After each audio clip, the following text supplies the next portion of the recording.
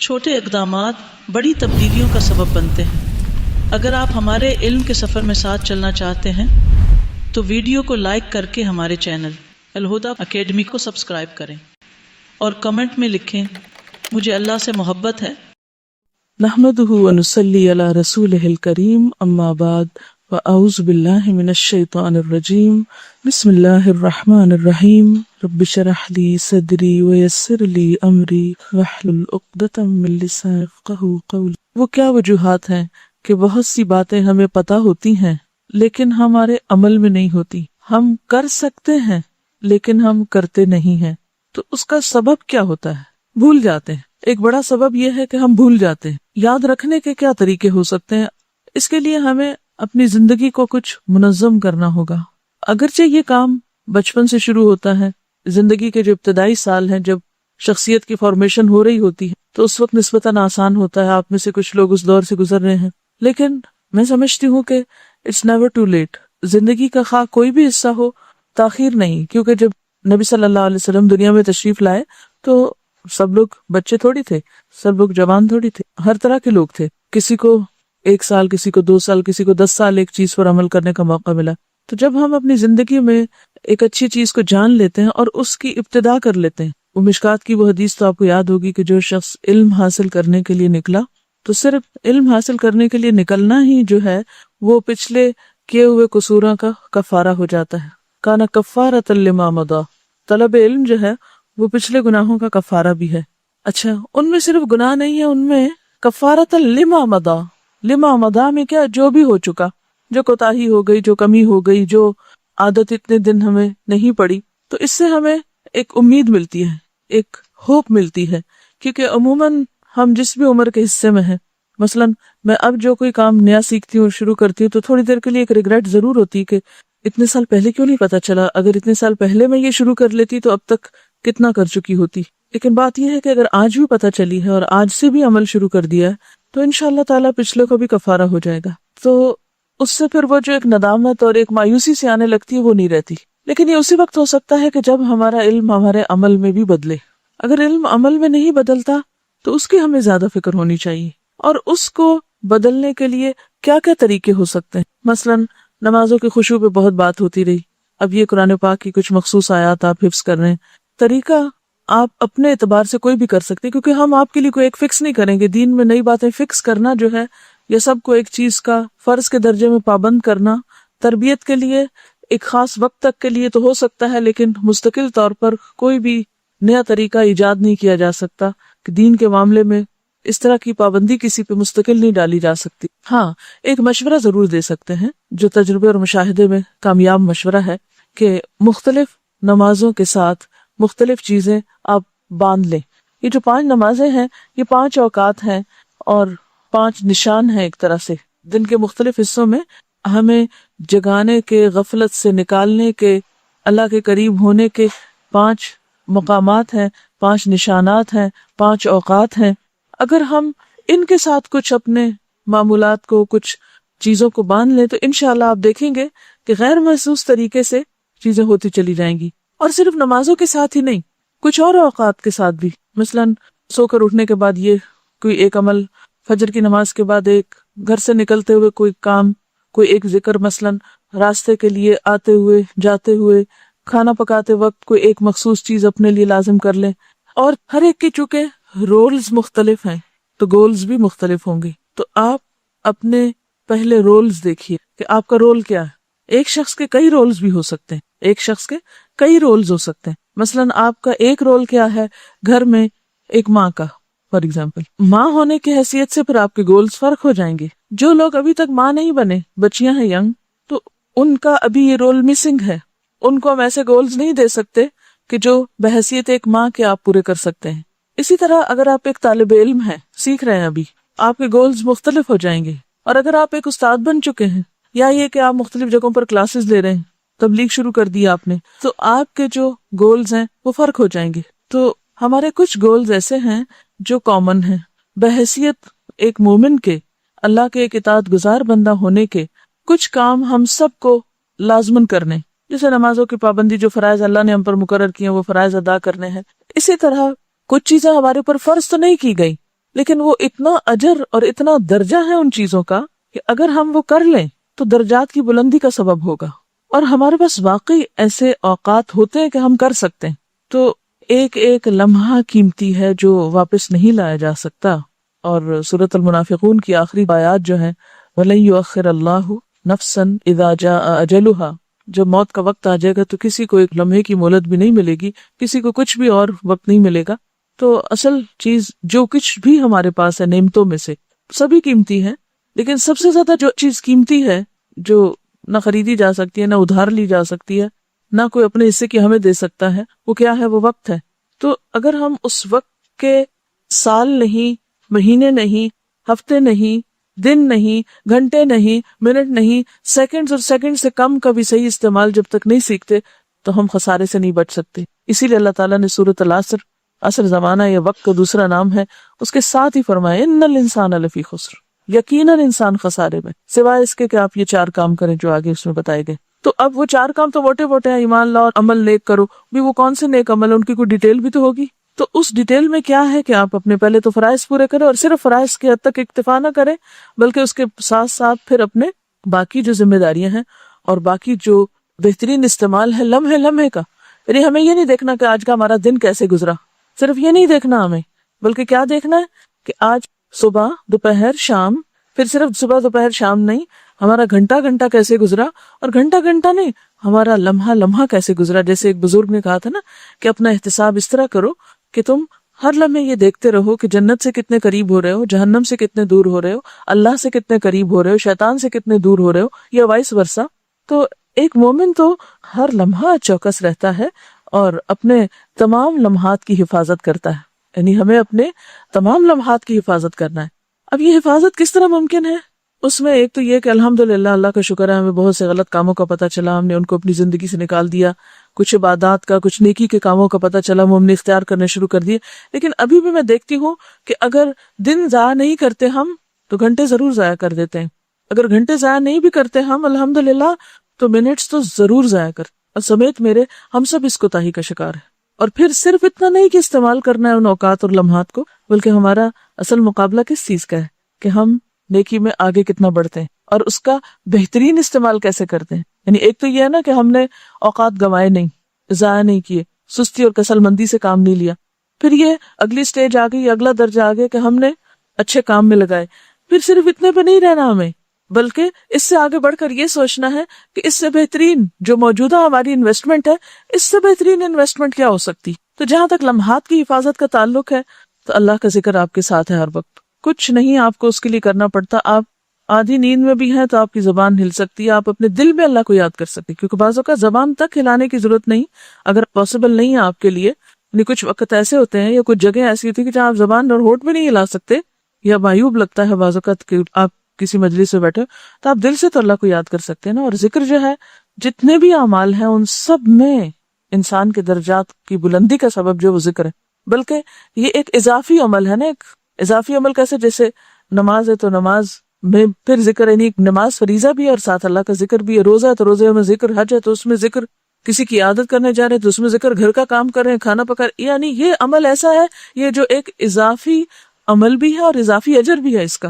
یعنی آپ نیکی کے کام کو مزید نیک بنا سکتے ہیں، بہترین بنا سکتے ہیں اگر آپ اس میں اللہ تعالیٰ کا ذکر شامل کر لیتے ہیں. آپ ایک جائز مباح بہترین نیکی کا کام کر رہے ہیں، مثلا آپ کسی کی مدد کر رہے ہیں، کسی کی خدمت کر رہے ہیں، بذات خود یہ ایک بہت ہی بہترین عمل ہے. لیکن اس بہترین عمل کو مزید کیسے آپ بہترین بنا سکتے ہیں؟ مزید اس میں ذکر کر کے.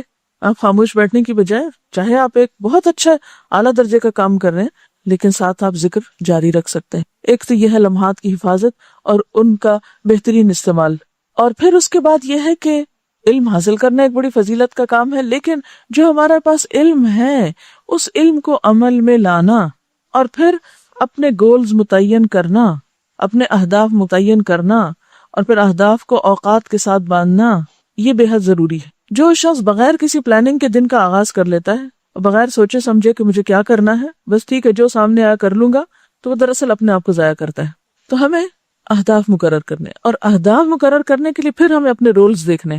تو آپ سب ایک تو کام آج یہ کریں کہ اپنے اپنے ذرا حیثیتوں کا تعین کریں کہ آپ کے رولز کیا کیا ہیں، آپ کی حیثیتیں کیا کیا ہیں. مثلاً آپ ایک بیوی ہیں، آپ ایک ماں ہیں، آپ ایک بیٹی ہیں، آپ ایک طالب علم ہیں، آپ ایک استاد ہیں، آپ ایک سماجی کارکن ہیں، یعنی وٹ ایور جو بھی آپ ہیں، یہ کس کس حیثیت میں آپ کی ذمہ داریاں ہیں. آپ ایک خاتون خانہ ہیں تو اپنی حیثیتوں کا تعین کیجیے. ٹھیک ہے. اچھا، پھر اس کے اعتبار سے اپنے گولز مقرر کیجیے. آپ کو کہاں، کتنا اور کیا کرنا ہے، اور صرف کیا نہیں کرنا بلکہ اس سے بہتر کیا ہو سکتا ہے، اس سے اعلیٰ کیا ہو سکتا ہے. مثلا آپ اپنی عبادات کو اپنے سامنے رکھتے ہیں کہ مجھے نماز پڑھنی، یہ میرے فرائض میں سے ہے. آپ کا ایک سب سے بڑا اور اہم رول کیا ہے کہ آپ اللہ کے بندے ہیں. اللہ کی عبادت آپ کے اوپر ایک فرض ہے. آپ اپنے اوپر اس فرض کی ادائیگی کے لیے ٹارگٹ مقرر کرتے ہیں کہ دن میں اتنی نمازیں فرض ادا کرنی ہے اور اس کے ساتھ ساتھ مجھے اتنے نوافل پڑھنے ہیں مثلا. تو اب یہ جو آپ نے اپنے گول مقرر کیا کہ آج کے دن میں مثلا مجھے اتنے نفل پڑھنے ہیں یا فلاں کام اتنا کرنا ہے، پھر آپ اس کو مزید کیا دیکھیں گے کہ اس میں سب سے بہترین طریقہ کیا ہو سکتا ہے، اس میں سنت کے قریب ترین چیز کون سی ہو سکتی. مثال کے طور پر ایک شخص سمجھتا ہے کہ اسے حج کرنا ہے، اس کا ایک ایم ہے یا اس کو ایک موقع مل رہا ہے، تو سب سے پہلے تو وہ یہ دیکھے کہ بہترین حج کس طرح ہو سکتا ہے. مثلا اخلاص کی بات ہے، اور پھر اس کا طریقہ کیا ہے. یعنی حج میں تو بہت سے لوگ جا رہے ہیں، لاکھوں جا رہے ہیں، تو صرف جانا اور آنا ہی تو نہیں کام، وہ بہترین سے بہترین کیسے ہو سکتا ہے. حج ٹائم کا بیسٹ پاسبل یوز کیا ہو سکتا ہے، سب سے اچھا استعمال کیا ہو سکتا، کون سے کام ایسے ہیں جو مجھے وہاں جا کے کرنے چاہیے کہ جس سے میرا یہ سفر ایک واقعی بہت ہی فروٹفل اور بہت ہی سکسیسفل اور بہت ہی فائدہ مند اور نفع مند سفر ہو جائے. مثلا میں اللہ کے سامنے نماز کے لیے کھڑی ہوں، میری یہ نماز بہت ہی بہترین، بہت ہی اعلیٰ ترین فوائد کے ساتھ ہو، مثلا اللہ تعالیٰ کے قریب ترین کرنے والی ہو، اس میں کوئی ایسی چیز نہ ہو کہ جو اس کے اجر اور اس کی قدر و قیمت میں کمی کر دے. تو اس کے لیے پھر آپ کو ایسے طریقے، ایسے ہنر، ایسے سکلز، ایسے ٹپس، ایسے سیکرٹس، ایسے باتیں پتہ ہونی چاہیے، اور صرف پتہ نہیں ہونی چاہیے، ان کو کرنا بھی آنا چاہیے کہ جس سے آپ اپنے اسی وقت کو بہترین طریقے سے استعمال کر سکیں. تو ہمارا ٹارگٹ کیا ہے، یعنی فاستبقوا الخیرات کیا ہو سکتا ہے کہ صرف اتنا نہیں کہ ہم نماز پڑھیں تو مطمئن ہو کے بیٹھ جائیں کہ پڑھ رہے ہیں. اسی طرح اگر آپ ایک استاد ہیں تو آپ اپنے کام کو اس سے بہتر اور اس سے بہتر اور اس سے بہتر کیسے بنا سکتے ہیں، آپ کو پتہ ہونا چاہیے. اور نہیں تو آپ کو اس کی ہرس ہونی چاہیے، آپ کو سیکھنا چاہیے، آپ کا دماغ، آپ کا سوچ، آپ کا ذہن اس میں کام کرنا چاہیے. اچھا، اب یہ ہوتا ہے کہ بعض اوقات لوگوں کا ذہن بھی بڑا کام کر رہا ہوتا ہے اور بڑے فریش آئیڈیاز ان کے پاس ہوتے ہیں، اور ایک ایک خیال ان کا اتنا قیمتی ہوتا ہے کہ اگر وہ عمل میں آ جائے تو دنیا بدل جائے، بڑے بڑے مار کے وہ کر لیں. اللہ تعالیٰ سب کے اندر الہام کرتا ہے خیر کو، الہمہا فجورہا و تقواہا، سب کے اندر الہام ہوتے ہیں خیالات. لیکن آخر کیا وجہ ہے کہ سب لوگ اپنے ان خیالات سے فائدہ کو نہیں اٹھاتے؟ تو میں یہاں آپ کو شریک کرنا چاہوں گی گفتگو میں کہ مجھے یہ بتائیے کہ آخر کیا وجہ ہے کہ بہت سے لوگ اپنے علم سے فائدہ نہیں اٹھاتے، اور اللہ کی طرف سے جو وقتاً فوقتاً ہماری الہامی رہنمائی ہوتی رہتی، الہامی رہنمائی کے اچھے اچھے آئیڈیاز جو ہمیں آتے رہتے ہیں، جتنے زرخیز ذہن ہوتے ہیں اتنے بہترین چیزیں، اور پھر یہ تمنائیں، خیال، آرزویں، میں یہ کر پاؤں، دعائیں، خواہشات جو نیکی کی خواہشات ہیں، آخر کیا وجہ ہے کہ وہ عمل میں نہیں آ پاتی؟ اس کی کوئی مجھے پریکٹیکل ریزن بتائیں تاکہ ان اسباب پہ قابو پائیں ہم اور اپنے آپ کو ضائع ہونے سے. ہم سب یہ تو کہتے ہیں یا اللہ مجھے ضائع ہونے سے بچا لے، الحمدللہ یہ دعا مانگنا آگے اور مانگتے ہیں، لیکن آپ کو معلوم ہے کہ ہر دعا کے لیے 7 کوشش شرط ہے. صرف مانگ کے نہ بیٹھ جاؤ، اس کے لیے کچھ جو تمہیں اللہ نے دیا وہ بھی تو اللہ ہی نے دیا نا، اس کو استعمال کرو، کام میں لاؤ. آپ مجھے کوئی واقعی وہ سبب بتائیں، اپنے آپ سے سوچ کے بتائیں کیا بات ہوتی ہے، کیا وجہ ہوتی ہے. آپ بڑا اچھی نیت بھی مانتے ہیں، بڑا اچھا سوچتے ہیں، بڑا جذبہ ہے آپ میں، ماشاءاللہ بہت علم بھی ہے آپ کے اندر. یعنی اس وقت جو گفتگو میری آپ کے ساتھ ہو رہی ہے وہ آپ ہی کے لیول پر ہونی چاہیے کہ آپ عوام میں سے نہیں ہیں. آپ کے اندر ایمان کا درجہ، علم کا درجہ، تقوی کا درجہ، اخلاص کا درجہ باقی عوام سے زیادہ ہونا چاہیے، یا ہے الحمدللہ. تو پھر وہ ساری چیزیں یا بڑی ہیں یا ہونی چاہیے، یا آپ سوچتے ہیں کہ ہو اور وہ ہو کوئی نہیں رہی. کیوں ایسا ہوتا ہے؟ سارے جذبے ڈرے رہ جاتے ہیں، یا سارے علم جو ہیں وہ بس پڑے رہ جاتے ہیں، یا جو سیکھا ہے وہ بھی فیل ہونے لگ گیا کہ وہ واپس جا رہا ہے یا پیچھے نکل رہے ہیں آپ. کیا ہے وہ اسباب؟ کیونکہ اگر ہم یہاں مل بیٹھ کے اپنا احتساب نہیں کریں گے اور اپنے لیے نہیں سوچیں گے تو کیسے آگے بڑھیں گے؟ اور کون سی جگہ ہے پھر جہاں جا کر ہم اپنے آپ کو آگے بڑھانے کے لیے کوئی فورم تلاش کرے اور وہاں جا کے ہمیں کوئی سکھائے. نمبر 1 اپنی پرائرٹیز نہیں سیٹ کی، لکھتے جائیے. ٹال مٹول اور سستی سے کام لیتے ہیں، پلاننگ کے بغیر بس صرف نکل کھڑے ہوتے ہیں اور بس ہو جائے گا جو سامنے آئے گا. غفلت، سستی، بھول جانا. بعض اوقات آئیڈیاز تو بہت اچھے ہوتے ہیں لیکن وہ ایسے نہیں ہوتے کہ تنہا ہم ان پر خود سے ہی کچھ کر لیں، جب تک اس کے لیے ایک اجتماعی روح اور اسپرٹ اور دوسروں کی وتواصوا بالصبر نہ ہو. دیکھیے جو اللہ تعالیٰ نے نقصان سے نکلنے کے طریقے بتائے نا، اس میں صرف عمل صالح تک بات نہیں روکی گئی، اس میں اجتماعیت کی اسپرٹ دی گئی. وتواصوا بالحق وتواصوا بالصبر کی بات کی گئی ہے. ہم خواتین کے ساتھ ایک بہت ہی اہم مسئلہ یہ ہے کہ ہمارے موڈز بہت جلدی جلدی بدلتے ہیں، ہمارے اوپر جذباتی کیفیات بہت شدت سے اثر انداز ہوتی ہیں، جس کی وجہ سے ہم کوئی کام شروع بھی کر لیتے ہیں تو اس میں استقامت برقرار نہیں رکھ پاتے. اعتماد کی کمی ہوتی ہے اور کیا ہوتا ہے. یعنی ہم اس بات کا انتظار کرتے رہتے ہیں کہ ہم بس جب ایکسیلنس کے لیول پر پہنچیں گے تو تب کوئی کام کریں گے، اور ابھی خوفزدہ ہیں کہ شاید ہم اس لیول پہ نہیں کر پائیں گے. چھوٹی چھوٹی باتوں پہ بہت جلدی ڈسکریج ہو کر جو کام شروع کرتے ہیں، ہر کام کے شروع میں ٹیرنگ پرابلمز ہوتے ہیں، ان کو ہم بہت سیریس لے لیتے ہیں اور مایوس جلد ہونے لگتے ہیں. جو بھی آئیڈیا آتا ہے بس اندھا دھند شروع کر دیتے ہیں بغیر اس کی فیزیبلٹی بنائے. دیکھیں فرسٹ سٹیپ تو آپ لوگوں کا ہو چکا کہ آپ نے علم کے راستے میں قدم رکھا، آپ کو پتا چل چکا کہ اب کیا کرنا ہے اور کیا نہیں کرنا. جو اصل بات ہے ان ساری باتوں کا جو خلاصہ آپ کہہ لیں اور جس کا جواب سورۃ العصر کے اندر ہی ہے، وَتَوَاصَوْا بِالْحَقِّ. یہ جو تواسی کا عمل ہے یہ کون سا باب ہے؟ تفاعل. کیا اس کی خصوصیت ہے، کیا خوبی ہے اس کی؟ مشترک کوشش. ہماری متفرق کوششیں تو ہیں لیکن مشترک کوشش، اجتماعی روح، دوسروں کو ساتھ لے کر چلنے کی جو روح ہے وہ نہیں ہے ہمارے اندر. یعنی ہم نے اتنا اپنے اپنے طور پر کتابوں سے بھی سیکھ لیا، اپنے اپنے طور پر استادوں سے بھی سیکھ لیا، لیکن اب اس پر عمل اکیلے نہیں ہو سکتا، کیونکہ اکیلے دنیا میں آپ رہ کیسے سکتے ہیں؟ ہم جن لوگوں کے ساتھ رہتے ہیں، جن کے بیچ میں رہتے ہیں، بعض اوقات ان سے بھی اجنبی ہوتے ہیں. کیوں اللہ تعالیٰ نے سورۃ الشورى میں مشورے کو نماز اور زکوٰۃ کے بیچ میں رکھا ہے؟ ایک کام سے بھی دوسرے کی طرف جاؤ گے تو بیچ میں مشورے کی ضرورت پڑے گی، اور 2 اسلام کی بنیادوں کے بیچ میں رکھا ہے، چاہے چھوٹی نیکی ہو یا بڑی نیکی، چھوٹا کام ہو یا بڑا کام. اکیلے آپ گاڑی کھینچ کیسے سکتے ہیں جب تک آپ نے اپنے ساتھ والوں کے ذہن نہیں بنائے ہوئے؟ چلیے اس بات کو ایک اور دوسری طرح لیتے ہیں کہ ہمیں پھر کرنا کیا چاہیے. صرف یہ جاننا کافی نہیں کہ کیا کرنا ہے، یہ جاننا بے حد ضروری ہے کہ کیسے کرنا ہے. یہ جتنی بھی رکاوٹیں ہیں یہ اس وجہ سے ہیں کہ ہمیں یہ نہیں پتا کہ کیسے کرنا ہے. جب کیسے پہ بات آئے گی تو یہ جتنے چھوٹے چھوٹے مسئلے مسائل ہیں، چاہے باہر کا کسی کا پریشر ہے کہ کوئی کرنے نہیں دیتا، تو ہمیں پتا ہونا چاہیے ہم کیسے کریں. اگر پتا ہو کہ کسی کے دباؤ سے کیسے نکلنا ہے تو آپ نکل جائیں گے. اگر پتا ہو آپ کو کہ سستی سے کیسے نکلا جاتا ہے تو نکل جائیں گے. یعنی جب تک کیسے کا جواب نہیں آپ کو آتا، کیا کا تو پتا چل رہا ہے آپ کو بہت سارا، کیسے یہ نہیں پتا چلتا.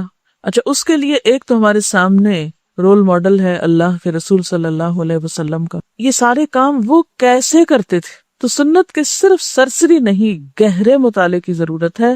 اچھا عموماً ہم سیرت پڑھتے ہیں تو اس میں بھی ہم کیا دیکھتے ہیں کہ آپ نے کیا کیا کیا، آپ نے یہ بھی کیا، وہ بھی کیا، وہ بھی کیا، یہ جنگ لڑی، وہ وہاں کامیابی حاصل کی، مکہ فتح کیا کیا کیا کیا کیا کیا. ہمارا سارا علم کیا کے گرد گھومتا ہے، سنت اور سیرت کا بھی. ہم جو بھی احادیث پڑھتے ہیں، جو ابھی آپ کا اسوہ حسنہ پڑھتا ہے، اس میں صرف یہ دیکھتے ہیں کہ آپ نے کیا کیا. اس پہ ہماری توجہ کم ہوتی ہے کہ کیسے کیا، طریقہ کار کیا تھا. حالانکہ اللہ کے رسول صلی اللہ علیہ وسلم نے جو کچھ ہمیں دیا وہ حکمت سکھائی ہے. یعلمہم الکتاب والحکمہ. ہم نے کتاب تو سیکھ لی لیکن حکمت نہیں سیکھی. اور حکمت دراصل کیا ہے؟ صرف آپ صلی اللہ علیہ وسلم کے وہ ورڈز نہیں ہیں بولے ہوئے جن کو آپ حدیث کا ترجمہ کر کے کہ حکمت کا معنی یہاں امام شافعی نے حدیث کیا ہے. ٹھیک ہے، مراد یہی ہے، یہ حکمت آپ صلی اللہ علیہ وسلم ہی سے متعلق ہے. یہ حکمت ہی تو کیسے بتاتی ہے، یعنی آپ کی ذات یا آپ کی سنت سے ہی تو ہمیں کیسے پتہ چلتا ہے. اچھا جتنے بھی کام آپ دیکھتے ہیں دین میں، جب تک آپ نبی صلی اللہ علیہ وسلم کی زندگی میں یہ نہیں دیکھتے کہ یہ سب ان کے لیے پاسبل کیسے تھا، کبھی آپ نے غور نہیں کی؟ اتنی مصروف زندگی تو شاید ہی کسی اور انسان کی ہو، اتنی خطروں میں تو کسی اور انسان کی زندگی دیکھنے کو نہیں ملتی. اتنے معاشی حالات کی انتہا درجے کی مشقت. میرا خیال ہے کہ آج ہم میں سے ہر ایک کے پاس انڈیویجولی اور اجتماعی طور پر آپ سے زیادہ وسائل ہیں. وہاں جہاں مادی وسائل بھی نہیں ہیں، جہاں کاغذ نام کی چیز نہیں ہے، لکھ لکھ کے دفتر کوئی نہیں بھرے ہوئے، جہاں کتابوں کے انبار نہیں ہے، لائبریریاں کوئی نہیں ہیں، لیکن سب سے زیادہ بہترین عملی کام ہو رہا ہے. کیسے ہوا یہ؟ اس پر غور کرنے اور ان وجوہات اور ان چیزوں اور ان بنیادوں کو تلاش کرنے کی بے حد ضرورت ہے. جب تک وہ نہیں ہمیں ملتی یا ان کو نہیں ہم پہچانتے، ہم صرف کتابیں پڑھ کے یا کچھ کورس کر کے ایک اچھے مسلمان نہیں بن سکتے یا اپنا مقصد وجود پورا نہیں کر سکتے. اب ہم کچھ بنیادی چیزوں پر آتے ہیں جو آپ صلی اللہ علیہ وسلم کی زندگی میں تھی. اس میں آپ دیکھیے کہ پھر ہم ان ٹرمز میں بات نہیں کریں گے جس عموماً ہم صداقت، دیانت، شجاعت، امانت یہ لفظ بڑے بڑے بول کے اب پہ بیٹھ جاتے ہیں. تو ہمیں بڑے بڑے فلسفے نہیں بولنے، اب وہ حکمت کی چھوٹی چھوٹی باتوں کو سامنے رکھنا ہے.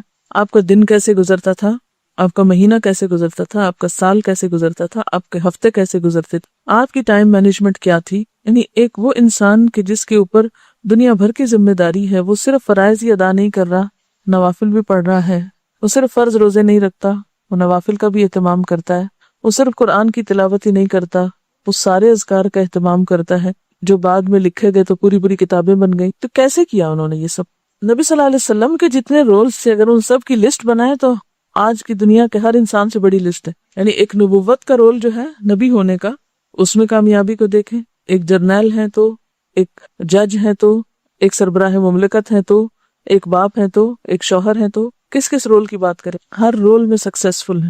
اور آج ہمارا حال یہ کہ جب ایک رول ادا کرنے لگتے تو دوسرا لازمی متاثر ہو جائے. تو جو آپ صلی اللہ علیہ وسلم کی زندگی میں بہت زیادہ چیز نظر آتی ہے وہ اوقات کی پابندی اور تنظیم ہے کاموں کی. اور پھر کل آمنت باللہ ثم استقم، جو کہا وہ کر بھی لیا.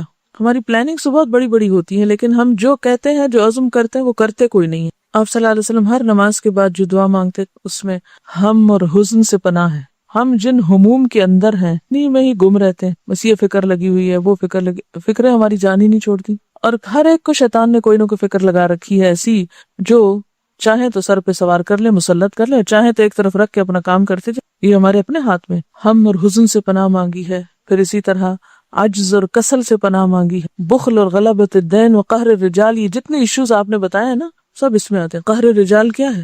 لوگوں کا جبر، معاشرے کا پریشر، گھر والوں کا دباؤ، دوستوں کا، انسانوں کا، سارے لوگ آ جاتے ہیں اس میں کہ جن کے پریشر سے آپ اپنے علم کو عمل میں نہیں لا سکتے. گھریلو زندگی ہو یا اجتماعی زندگی، قہر الرجال ہے. مال کی مشکلات ہے، غلبۃ الدین، وہ فکر کھائے جا رہے ہیں، وہ کسی ایک کنارے لگنے نہیں دیتے. پھر اسی طرح عجز اور کسل. آپ دیکھیں کہ بیسیکلی ہماری جو شخصیت ہے وہ اسٹرانگ نہیں ہے، ہم المؤمن القوی نہیں. تو جب آپ کی صحت کمزور ہو، جب آپ کا ایمان کمزور ہو، جب آپ کے ارادے کمزور ہوں، جب آپ کی نیتیں کمزور ہوں، جب آپ کی ہر جگہ کمزوری ہی کمزوری ہے، تو آپ نے کس چیز پر عمل کرنا ہے؟ کون سے دین پر عمل کر کے دکھا سکتے ہیں آپ؟ تو سب سے پہلے تو ہمیں قوت کی ضرورت ہے، ہر چیز کو اسٹرانگ کرنے کی ضرورت ہے. اچھا، جن چیزوں کو ہمیں اسٹرانگ کرنا چاہیے اس کی طرف ہماری توجہ کوئی نہیں. آج بحیثیت امت مسلمہ کے یا بحیثیت اپنی قوم کے آپ دیکھیں علمی معیار کا کیا حال ہے، وہ کتنا قوی ہے، ٹیکنالوجی کتنی قوی ہے. ہمارے پاس کون سی قوت ہے؟ ہاں، اس پہ بہت خوش ہیں کہ ایٹمی قوت ہے. باقی انفرادی سطح پر جن قوتوں کی ضرورت ہے ان قوتوں کا کیا عالم ہے؟ کس کس چیز کی قوت ہونی چاہیے آپ ہی بتائیے ہمارے اندر. یعنی یاد رکھیے کچھ کر نہیں پائیں گے جب تک آپ قوی نہیں ہیں، جب تک آپ کے اندر قوت نہیں. کس کس چیز کی قوت چاہیے؟ ارادے کی قوت، ارادے کی پختگی اور علم کی پختگی، ایمان کی قوت. اپنے نفس کے خلاف جتنی بھی چیزیں جاتی ہیں ان سب پر اپنے آپ کو تھام رکھنے کی، یعنی اپنے آپ کو روک لینے کی قوت، اپنے نفس کی باغیں کھینچنے کی قوت. لیکن ایک سرکش گھوڑا ہوتا ہے نا، نفس کو کیا کہا گیا ہے کہ وہ کیا ہے؟ دراصل سرکش گھوڑے کی طرح ہے. تو اس کی باغیں کس کے پاس ہے؟ ہمارے اپنے پاس ہے. اس کو کھینچنا جو ہے کہ اپنے آپ کو ایک حد پہ روک لینا، یعنی حدوں پہ روکنا. وہ حدیں خواہ دین نے مقرر کی ہو، خواہ عقل سلیم نے متعین کی ہو، یا پھر وہ ایک فطرت سلیم کی طرف سے ہو، ان حدوں میں اپنے آپ کو روک لینا. جب تک یہ قوت نہیں ہے اپنے پاس کچھ نہیں کر سکیں گے. آپ کے اپنے اندر ایک قوت ہوگی جس کی بنا پر آپ صبر کر سکیں، عبادت پہ جمے رہ سکیں، جو بھی نیکی کا ارادہ کریں اس پر آپ قائم رہیں. جب تک یہ نہیں ہوگا، جب تک آپ خود کمزور ہیں، کوئی بھی کام نہیں ہو سکتا. جو آپ نے آیات یاد کی ہیں عباد الرحمن کی صفات میں سے، ان سب کے آخر میں جو جزا بتائی گئی ان ساری کوالٹیز کو ایک کوالٹی میں ڈال دیا گیا کہ یہ سب بدلہ ان کے لیے کیوں ہے؟ بما صبروا، کیونکہ انہوں نے صبر کیا. اور صبر کیسے آ سکتا ہے؟ اسی وقت آ سکتا ہے جب آپ کے سامنے آخرت ہو، یقین ہو، آخرت کی جزا ہو، تو پھر ہی انسان اپنے آپ کو مشکل سے مشکل حالات میں روک کے اور تھام کے رکھ سکتا ہے۔ اور پھر آپ دیکھیے کہ یہی تو سورۃ العصر کا پیغام ہے۔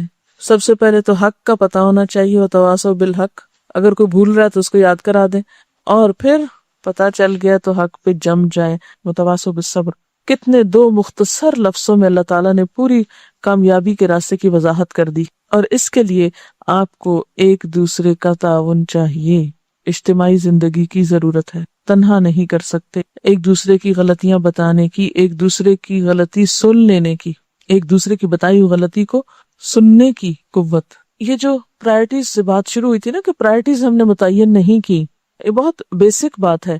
اب یہ ہے کہ یہ سب کچھ کس طرح اسکروٹینائز ہوگا، کس طرح اس کو انالائز کیا جائے گا، ہم کہاں سے غلط ہیں۔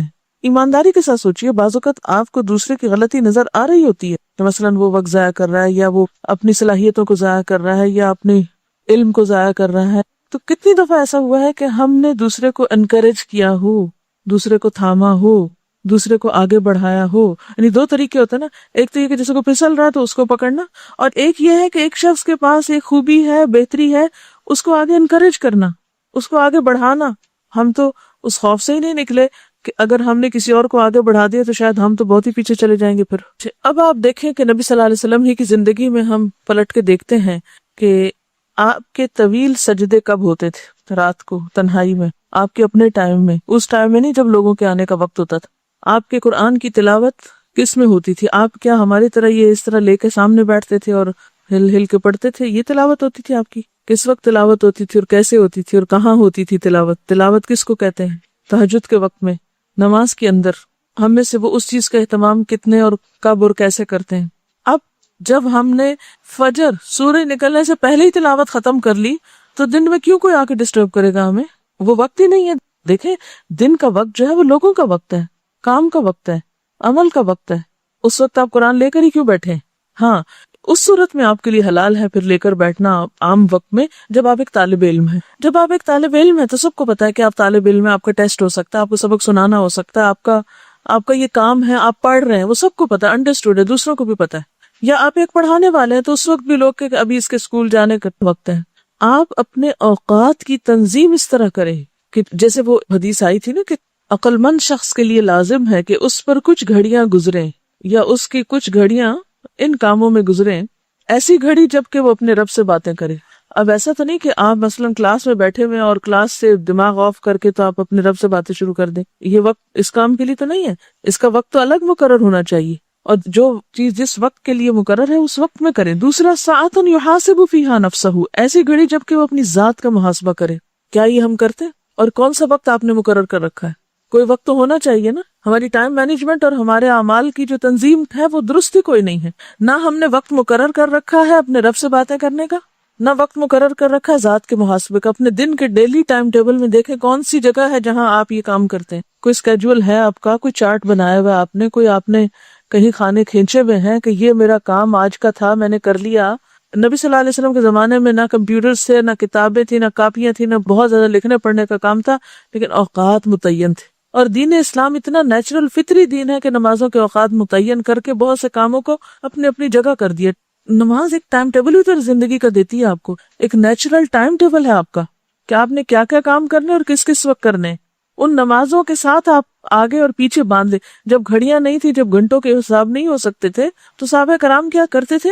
نمازوں کے ساتھ انہوں نے اپنے ٹائم ٹیبل بنا رکھے تھے کہ کون سا کام کس وقت کرنا ہے۔ ایسی گھڑی جب کہ وہ خدا کی تخلیق میں غور کر رہا ہو، اس کے لیے کون سا ٹائم آپ نے مقرر کیا ہوا ہے؟ نبی صلی اللہ علیہ وسلم جب تہجد کے لیے اٹھتے تو وضو سے پہلے ٹائم ٹیبل میں پہلا کام یہ تھا، ان فی خلق السماوات والارض واختلاف اللیل والنہار لآیات لأولی الالباب الذین یذکرون اللہ قیاما وقعودا وعلی جنوبہم ویتفکرون فی خلق السماوات والارض ربنا ما خلقت ھذا باطلا۔ وہ وقت ہوتا ہے غور و فکر کا جب آپ کا اصل نکل کے سامنے آتا ہے۔ اور اگر آپ اٹھے ہی دن کے 10 بجے تو آپ نے تو وہ گھڑی ضائع کر دی، آپ نے تو وہ ٹائم کیا، یعنی وہ ایک ٹائم ٹیبل ہے نا، ایک نیچرل ٹائم ٹیبل ہے، وہ آپ نے اپنا سسٹم ہی خراب کر دیا۔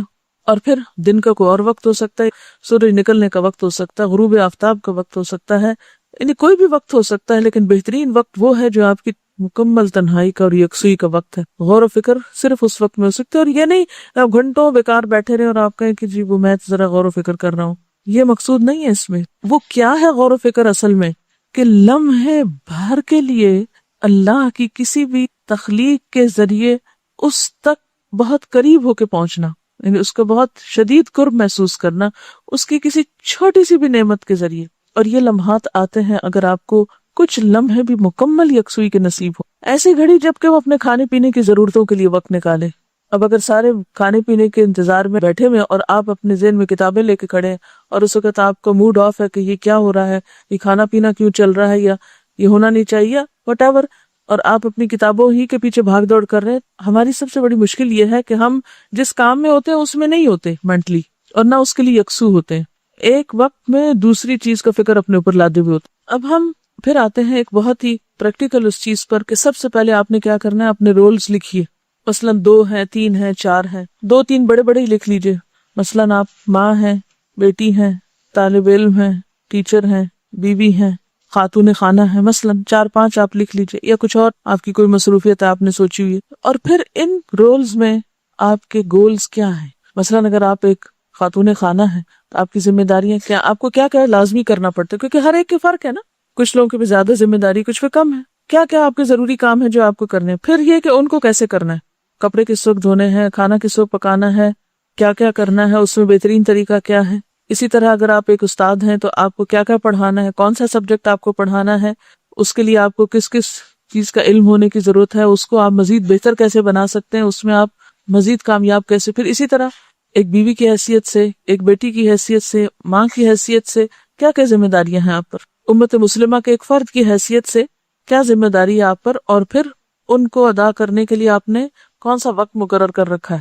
یعنی سب سے پہلے تو اپنے رولز لکھیے، پھر گولز لکھیے، پھر اوقات لکھیے. اوقات لکھیے کہ کس کام کے لیے کون سا وقت آپ نے مقرر کیا ہے. مثلاً آپ اللہ کی ایک بندی ہیں، آپ کو نماز فرض کی گئی اور کہا گیا قد افلح المؤمنون الذین هم فی صلاتهم خاشعون. یہ آپ کا گول ہے ایک کہ مجھے خشوع والی نماز پڑھنی. کیا کیا طریقے ہوں.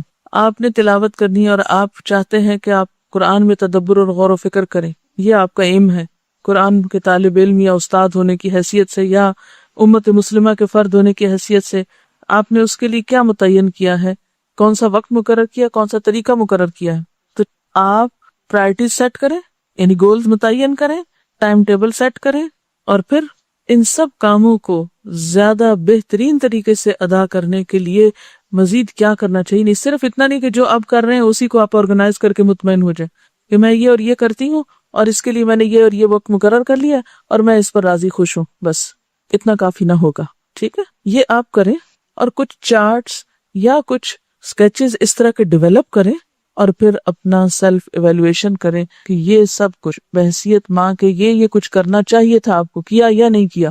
بہت عرصے تک اسی طرح کے انالیسز میں کرتی رہی ہوں کہ اپنے ٹارگٹس مقرر کیے، اتنا قرآن پڑھنا ہے اس میں ہمیں، یعنی سمجھ کے یا غور و فکر سے یا تفسیر فلاں فلاں پڑھنی، اس کو متعین کیا. پھر اس کے لیے ہر روز کتنا پڑھنا ہے، ہر روز کتنا ٹائم مقرر کرنا اور کون سے ٹائم پہ پڑھنا ہے، وہ مقرر کر کے پھر ہر روز ٹک مارک کرتی تھی کہ کیا ہے یا نہیں کیا. اور اگر کہیں کسی وجہ سے نہیں ہوا تو پھر اس کو نیچے لکھتے کہ یہ سبب بنا، اور پھر آئندہ یہ سوچتی کہ اس سبب کے ازالے کا کیا طریقہ ہے. اور الحمدللہ اس سے کیا فائدہ ہوا کہ وہ جو زندگی کا ایک وقت تھا جب انسان کی ایک سوچ ڈیولپ ہو رہی ہوتی ہے یا ایک زرخیز ذہن ہوتا ہے نا، آہستہ آہستہ جب ذمہ داریاں بہت بڑھنے لگتی ہیں تو پھر ذہن کی زرخیزی میں بھی اثر پڑتا ہے. تو انشاءاللہ تعالی اس طریقے پر کچھ چیزیں آپ بھی ڈیزائن کریں، مشورے دیں، ہم بھی کرتے ہیں، اور پھر آپ سے آپ کے فائدے کی خاطر یہ توقع کریں گے کہ آپ اپنا حساب احتساب کرنا خود شروع کریں. یہ نہیں کہ ایک دفعہ ایک کام شروع کیا، چند دن کے بعد دیکھا وہ تو ہوا ہی نہیں، وہ تو میں بھول ہی گئی. خصوصاً ہم عورتوں کے ساتھ جو مجبوری ہے نا کہ جب نماز چھوٹتی، کیونکہ نماز تو پلر ہے نا دین کا، وہ پلر کے ساتھ بندھے ہوئے ہوتے ہیں، ہم جو ہی اس سے ڈھیلے پڑتے ہیں ایسے گم ہوتے ہیں، ایسے بھٹکتے ہیں، پھر بہت سی معمولات جو ہیں وہ متاثر ہو جاتے ہیں. اللہ تعالیٰ نے ہمیں حق دیا نا، لنفسک علیک حق، تمہارے نفس کا تم پر حق ہے. نفس کا حق کیا ہے کہ جیسے میں نے آپ کو پہلے بتایا تھا کہ 4 چیزوں کے تقاضے پورے کرنا، جسم کے، عقل کے، روح کے اور جذبات کے، تب جا کے شخصیت میں بیلنس آئے گا. تو لنفسک علیک حق، کھانے پینے کا وقت ہے. پھر اسی طرح عقلی نشو و نما کے لیے پڑھنے کی ضرورت ہے. پھر اسی طرح روحانی اپنی عبادات کی، نمازوں میں یکسوئی کی اور خشوع کی ضرورت ہے. پھر اسی طرح جو جذبات ہیں ہمارے، ان کی تسکین کے لیے جو بھی اللہ نے طریقے رکھے ہیں ان کی، جیسے ہماری اولاد ہے، ہمارے بہن بھائی ہیں، رشتہ دار ہیں، دوست ہیں، یہ سارے کیا ہیں؟ دراصل ہماری جذباتی تسکین کے سامان ہیں. ہمارے ان کے ساتھ صرف خون کے رشتے نہیں ہوتے، یا بعض اوقات جن سے خون کا نہیں بھی ہو تو ان سے ایک جذباتی تعلق ہوتا ہے. تو ان تعلقات میں بھی پھر اعتدال، یہ ہماری ایک ضرورت ہوتی ہے. آپ یہ نہیں کر سکتے کہ نہیں میں تو زندگی میں اصول بنایا ہوا ہے، دوست بنانا ہی کوئی نہیں. یہ تو آپ ایک اب نارمل شخص ہیں. اگر آپ یہ کہتے ہیں کہ نہیں آپ تو کسی کے ساتھ کوئی جذباتی تعلق ہے ہی نہیں، مجھے تو شادی نہیں کرنی، یا میں تو بچوں کے نام سے ہی دور بھاگتی ہوں. بہت سے لوگ اس طرح کی باتیں کر رہے ہوتے ہیں اور وہ اپنے آپ کو بہت علامہ اور حکیم سمجھتے ہیں. یا یہ ہے کہ آپ پڑھنے لکھنے میں اتنے انوالو ہو جائیں کہ آپ کہیں کہ نہیں کھانا تو بس اس کی ضرورت ہی نہیں ہے. قوت کیسے آئے گی؟ آپ قوی کب بن سکتے ہیں؟ جسمانی قوت کب ہوگی؟ جب آپ کی نیند پوری ہوگی، آپ کھانا کھائیں گے، آپ اپنی ایکسرسائز، دوا جو بھی آپ کے اس میں ہے. اسی طرح روح اور ایمان کیسے مضبوط ہوگا؟ ایک اچھی نماز کے بغیر سوال ہی پیدا نہیں ہوتا کہ آپ کا ایمان مضبوط ہو. یعنی آپ کی روح مضبوط ہو ہی نہیں سکتی جب تک آپ کے وہ اذکار اور وہ عبادات کا کھانا جو ہے وہ صحیح طور پر اس صحیح ادائیگی نہیں ہو رہی. پھر اسی طرح باقی چیزوں میں بھی عقلی اعتبار سے اگر آپ ایک سٹیبل پرسن نہیں ہیں، آپ کی عقل پختہ نہیں ہے، اس کی نشو نما نہیں ہوئی، آپ امیچور انسان ہیں، تو پھر وہ ایک شخصیت میں فلا آ جائے گا. تو اس کے لیے کیا ضروری ہے کہ اس پختگی، علمی پختگی اور عقلی نشو نما کے لیے پھر علم کا اور مطالعے کا حق ہے ہمارا کہ ہم چاہے 10 منٹ رکھیں، 15 رکھیں، کوئی ٹائم رکھ لیں. اور پھر یہ ہوتا ہے کہ جب آپ اپنے کچھ خود اصول بنا لیتے ہیں نا، جیسے ابھی بھی بات ہوئی تھی کہ اگر آپ اپنے آپ کو سیلف کنٹرول ہے آپ کے اندر، تو نتیجہ کیا ہوگا؟ ہر چیز اپنی جگہ پر آ جائے گی. جب ہم میں سیلف کنٹرول نہیں ہوتا نا، ہم بات بات پہ آؤٹ آف کنٹرول ہو جاتے ہیں، تو دوسرے بھی ہماری کمزوری جان لیتے ہیں اور پھر اس کے مطابق ہم ان کے دباؤ میں آ جاتے ہیں بہت سی چیز. تو انشاءاللہ تعالی جب یہ ساری چیزیں اپنے موقع پر آئیں گی، اب بہت سی عورتیں جو دین کی طرف آتی ہیں ان کے شوہروں کو ان سے شکایت ہو جاتی، ان کے ساتھ ان کے تعلقات متاثر ہو جاتے ہیں، جو ان سے دور بھاگنا شروع کر دیتی، اور وہ سمجھتی ہیں کہ ہم تو شاید زیادہ نیکی اور زیادہ تقویٰ کا طریقہ اختیار کر رہے ہیں، تو اس گوشے کو بھی اگنور نہیں کیا جا سکتا. تو ان سب چیزوں کا ٹائم ٹیبل کیا ہے آپ کے پاس؟ کون سا کام کب کرنا ہے آپ کو؟ یہ بے حد ضروری. پہلے تو کام لکھ لیں، پرائرٹیز لکھ لیں، وہ فرائض جس کے بارے میں پوچھ ہوگی.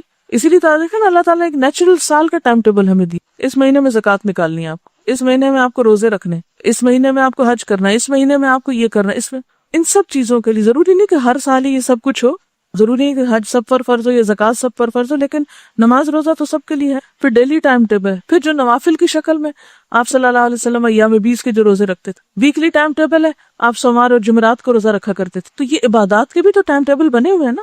کون سی عبادت ایسی ہے جس کے لیے کوئی ٹائم ٹیبل نہ ہو؟ حتیٰ کہ جو اذکار ہیں، ٹھیک ہے کچھ اذکار ہیں تسبیحات جب آپ چاہیں کریں، لیکن باقی اذکار تو کسی نہ کسی چیز کے ساتھ بندھے ہوئے ہیں. صبح ہوگی تو یہ پڑھنا ہوگا، شام میں تو یہ کرنا ہوگا، تعداد بھی ہے اور اوقات بھی ہے.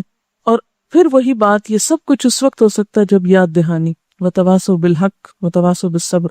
ہمارا حال تو یہ ہوتا ہے کہ کلاس میں ہمارے ساتھ بیٹھا ہوا شخص سو رہا ہوتا ہے اور ہم کو ہوش نہیں ہوتی، اس کی پرواہ نہیں ہوتی کہ اس کو بھی جگا دیں.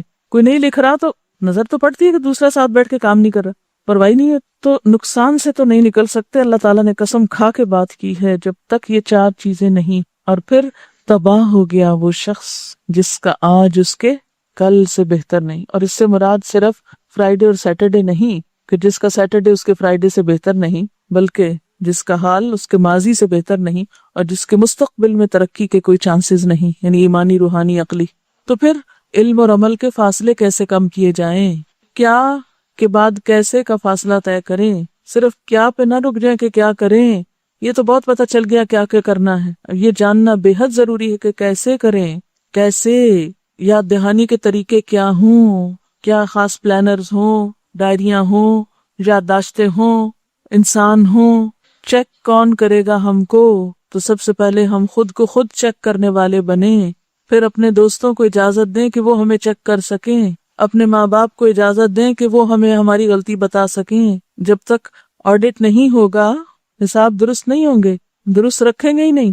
جن کمپنیز کا آڈٹ ہونا ہے ان سے پوچھیں کہ وہ کتنی ایکیوریسی اختیار کرتے ہیں حساب کتاب رکھنے میں. ان کی جان پہ بنی ہوئی ہوتی ہے. ہمیں پتا ہوتا ہے ہمیں کس نے پوچھا، کون پوچھے گا ہم سے؟ ہے کوئی پوچھے ہم سے؟ تو ابھی دنیا میں تو شاید کوئی نہ پوچھ سکے، لیکن پوچھ تو ہے. یہی آڈٹ جو ہے وہ ہمارے لیے سر پہ لٹکتی ہوئی تلوار ہے کہ ان اوقات کا حساب ہوگا. کیسے کریں؟ میں لازماً کسی کو شامل کرنا پڑتا ہے. کیسے ایک سوال ہے نا جس کا جواب آپ صرف خود نہیں دے سکتے. صرف ہماری عقل کامل نہیں ہوتی، ہمیں لازماً ضرورت ہوتی ہے کہ ہم کسی دوسرے سے کنسلٹ کریں۔ جو ہی ہم کسی دوسرے سے بات شروع کرتے ہیں تو پھر اختلاف رائے جو ہے وہ لازم ہے۔ اس اختلاف رائے میں سیلف کنٹرول بے حد ضروری ہے۔ اور آپ دیکھیں صحابہ کرام کی زندگی اس معاملے میں خوبصورت زندگی ہے، بہترین نمونہ ہے۔ حضرت ابو بکر اور حضرت عمر رضی اللہ تعالیٰ عنہ کے درمیان باہم بے حد محبت تھی، ہر جگہ کٹھے نظر آتے ہیں، مرنے کے بعد بھی کٹھے ہیں، جو کہ بہت کم کسی دوست کو نصیب ہو سکتا ہے نا۔ اور اتنی امت کی دعائیں لیتے ہیں، جنہیں جو جاتا ہے حج کرنے، عمرہ کرنے اور مسجد نبوی کی زیارت کرنے، جب نبی صلی اللہ علیہ وسلم کو سلام بھیجا جاتا ہے تو لازماً ان دونوں کو بھی بھیجا جاتا ہے۔ لیکن دنیا میں آپ دیکھیں کتنے امور پر اختلاف ہے ان کے درمیان، مگر وہ اختلاف کبھی گرج کا سبب نہیں بنا، کبھی بغض و شحناء کا سبب نہیں بنا۔ جمع قرآن کا موقع آپ دیکھ، جمع تدوین قرآن کا جب موقع آیا تھا تو حضرت عمر نے جب خواہش ظاہر کی تو حضرت ابوبکر راضی ہو کے نہیں دیتے تھے، لیکن بالآخر حضرت ابوبکر کو کنونس کر لیا۔ اس کے بعد آپ دیکھیں مانعین زکوٰۃ کے خلاف جہاد کا جب موقع تھا، حضرت عمر راضی نہیں تھے، اختلاف کر رہے ہیں، لیکن حضرت ابوبکر صدیق نے دلائل لا کر ان کو کنونس کر لیا۔ تو جہاں آپ اکٹھے کام کریں گے، جہاں آپ ایک دوسرے سے شیئر کریں گے، اختلاف ہو جائے گا۔ ایسے میں پھر سیلف کنٹرول اور پھر وسعت رکھنا اور ایکسیپٹ کر لینا اور دوسروں کے ساتھ ان کی تکلیفوں کے باوجود چلتے رہنا، یہ انسان کو کامیابی کی طرف لے جاتا ہے۔ اور اگر اپنے آپ کو آپ عقل کل سمجھ لیں اور بغیر دلیل کے آپ تعصب برتے اور شدت پسندی اور ایکسٹریمسٹ بن جائیں، وہ ترقی کا عمل رک جائے گا۔ کیا یہ بھی ایک آزمائش نہیں ہوتی کہ جن کے ساتھ ہم مل کر کام کر رہے ہوں ان کی طرف سے کوئی تکلیف پہنچے اور پہنچنے پر پھر صبر کرے انسان؟ ایک تکلیف وہ ہوتی ہے جو دشمنوں کی طرف سے آتی ہے انسان کو، ایک تکلیف وہ ہوتی ہے جو دوستوں کی طرف سے آتی ہے۔ احسب الناس ان يتركوا ان يقولوا آمنا وهم لا يفتنون، نیکی کے عزم لے کر اٹھے ہو، آزمائش نہیں آئے گی، اندر سے بھی آئے گی، باہر سے بھی آئے گی، پھر اپنے دل کو کتنا بڑا کرو گے اور کس طرح حق پہ جما کے رکھو گے۔ وَلَقَدْ فَتَنَّا الَّذِينَ مِن قَبْلِهِمْ، ہم نے تو آزمایا تھا ان لوگوں کو بھی، یقیناً آزمایا تھا جو ان سے پہلے تھے۔ اور آزمائش کیوں آتی ہے؟ کھوٹے کھرے کو الگ کرنے کے لیے۔ فَلَيَعْلَمَنَّ اللَّهُ الَّذِينَ صَدَقُوا وَلَيَعْلَمَنَّ الْكَاذِبِينَ، اللہ کو تو دیکھنا ہے کہ اپنے مشن میں کون کمٹمنٹ رکھتا ہے، کون سچا ہے، سچے دعوے کرتا ہے، اور کون جھوٹا ہے، جو لوگوں کی طرف سے آنے والی آزمائش کو اللہ کا عذاب سمجھ لیتا ہے۔ جَعَلَ فِتْنَةَ النَّاسِ كَعَذَابِ اللَّهِ، اور نیکی کے راستے سے پیچھے ہٹ جاتا ہے۔ تو ایک ہوم ورک یہ ہے کہ آپ سورۃ الفرقان کی آخری آیات کو آئندہ ہفتے میں کسی ایک نماز میں ضرور باندھ لیں، ہر ایک اپنی اپنی کوئی نماز کا حصہ کر لیں۔ مثلاً میں نے اپنے لیے کیا رکھا ہوا ہے کہ جیسے شام کے وقت ایک رکعت میں جیسے آمن الرسول پڑھ لیتی ہوں، تو دوسری میں هو اللہ الذی لا الہ الا ہو۔ جیسے دن کا آغاز ہوتا ہے تو فجر کی نماز تھوڑی طویل بھی ہوتی ہے تو البقرہ سے شروع کر لیتی جہاں تک یاد ہے۔ بہت سے لوگ شروع میں اچھی خاصی یاد کر لیتے ہیں، جب نیا قرآن پاک شروع ہوتا ہے تو اس کو جہاں تک آپ یاد کر سکیں، جہاں تک اس دن کا آغاز ہو رہا ہے تو سورۃ البقرہ کے شروع سے ہی آپ طویل پڑھ سکتے ہیں۔ اسی طرح تہجد کی نماز میں آپ ان فی خلق السماوات اگر باہر نہیں پڑھ سکتے تو نماز کے اندر اس کو شامل کر لیجیے، اور اس کے علاوہ جو بھی آپ کو طویل چیزیں یاد ہو۔ پھر اسی طرح اور نمازوں میں بھی آپ مثلاً ظہر کی نماز میں آپ سورۃ الکہف کا پہلا رکوع شامل کر لیں، ایک رکعت میں، فرض کی بات کر رہی ہوں، ویسے سنت نفل میں چھوٹی چھوٹی صورتیں پڑھ لیں۔ تو اس طریقے پر یہ جتنی بھی آیات آپ کو یہاں یاد کرائی جائیں، ان کو اپنی نمازوں کا حصہ بنائیں۔ یہ صرف یہاں آ کر ایک کی جانے والی ٹائم ٹیبل کی ایکٹیویٹی نہ ہو، یہ آپ کے عمل کا حصہ بن جائے۔ اور خوش قسمت ہیں وہ جن کو اللہ توفیق دے دے اور وہ اس کو عمل میں لے آئیں، کیونکہ قرآن کی بہترین تلاوت وہ ہے جو نماز کے اندر ہوتی۔ جتنا آپ کو یاد ہو سکے اتنا یاد کر کے، جتنا آپ نمازوں میں پڑھ سکے اتنا آپ اس میں پڑھ لیں۔ نمازیں پڑھنے سے پختگی آ جاتی ہے، وہ بار بار دہرائی جائے گی نا، آٹومیٹکلی روز دہرائی ہو جائے گی۔ اگر ایک مہینے تک آپ یہ سورۃ الفرقان کا ایک رکوع روزانہ ایک نماز کسی میں پڑھ لیں، سوال نہیں پیدا ہوتا، آپ کو زندگی بھر کے لیے ایک نعمت مل جائے گی آپ کو۔ اوکے، سبحانک اللہم وبحمدک، نشہد ان لا الہ الا انت، نستغفرک ونتوب الیک۔ والسلام علیکم ورحمۃ اللہ وبرکاتہ۔